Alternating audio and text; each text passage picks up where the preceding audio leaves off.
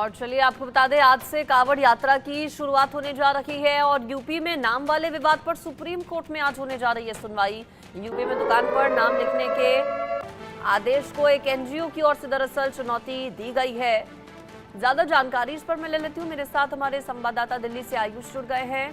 आयुष, बहुत ज्यादा विवाद हो रहा है यूपी सरकार के इस आदेश को लेकर। कई लोगों की ओर से विरोध जाहिर किया जा रहा है, एनजीओ की ओर से कोर्ट का रुख किया गया।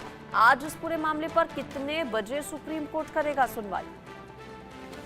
जी बिल्कुल, जिस प्रकार से यूपी सरकार की तरफ से ये आदेश दिया गया था कि कांवड़ यात्रा का जो रूट है उसमें जो भी फल, सब्जी और खाद्य पदार्थ बेचने वाले लोग हैं, फिर चाहे वो रेस्टोरेंट पर हो, रेडी पर बेच रहे हो या फिर अपनी दुकान लगाकर बेच रहे हो, उनको अपना असली नाम बताना जरूरी हो जाएगा, अनिवार्य हो जाएगा। यानी अगर कोई फल विक्रेता है, वो रेडी पर फल बेच रहा है, तो उसको अपनी रेडी पर एक या तो पोस्टर या पेपर पर अपना नाम लिखकर अपनी दुकान का नाम लिखना पड़ेगा। ये अनिवार्य किया गया था कांवड़ यात्रा के रूट के लिए। लेकिन अब इस पर राजनीति शुरू हो गई थी, क्योंकि विपक्ष लगातार इस मुद्दे को भूनने में लगा हुआ था और ये कह रहा था कि भेदभाव करने की कोशिश है सरकार की, नफरत फैलाने की साजिश है, लगातार समाज में नफरत घोलना चाह रहे हैं, कांवड़ियों के मन में नफरत घोलना चाह रहे हैं, जिससे समाज में द्वेष की भावना पैदा हो सके।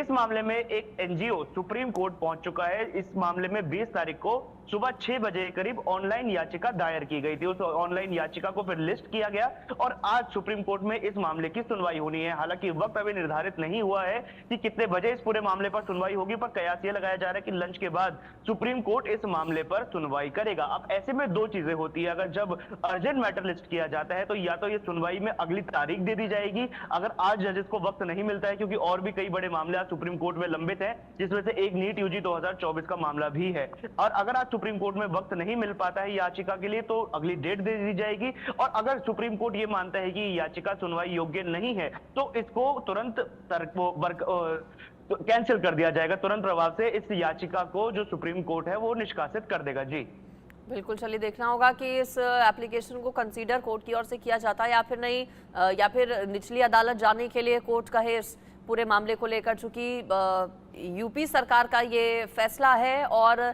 चैलेंज एक एनजीओ की ओर से किया गया है, क्या एक ही याचिका सिर्फ आयुष लगाई गई है?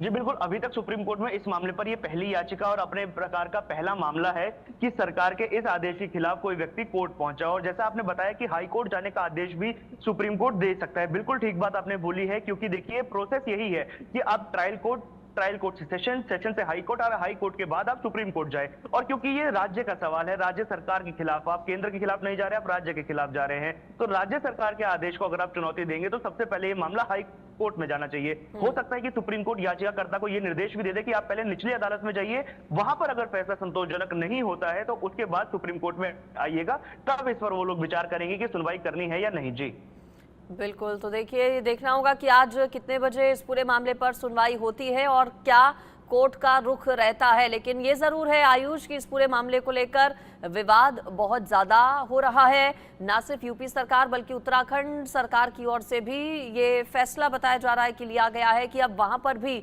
नेम प्लेट्स लगानी होगी।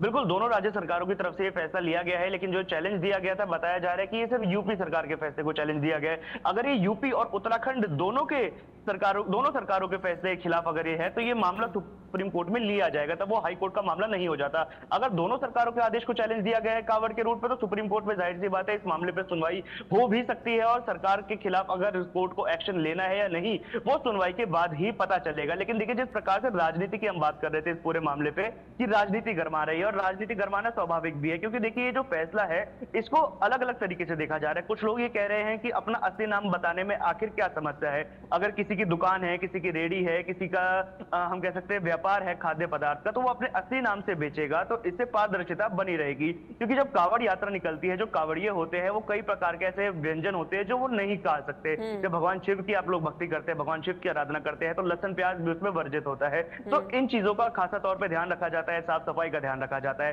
तो वही दूसरी ओर एक ऐसा पक्ष भी है जो ये कह रहा है कि आप इस फैसले से ये दर्शाना चाह रहे हैं कि आप एक खास समुदाय से सब्जी ना खरीदें। बिल्कुल, अलग अलग चर्चाएं, कुछ स्वागत कर रहे हैं तो कई विरोध में भी है सरकार के इस फैसले के, और यूपी सरकार के इस फैसले को एनजीओ ने कोर्ट में भी दी है चुनौती। आपका आयुष शुक्रिया फिलहाल इस पूरी खबर पर जानकारी के लिए।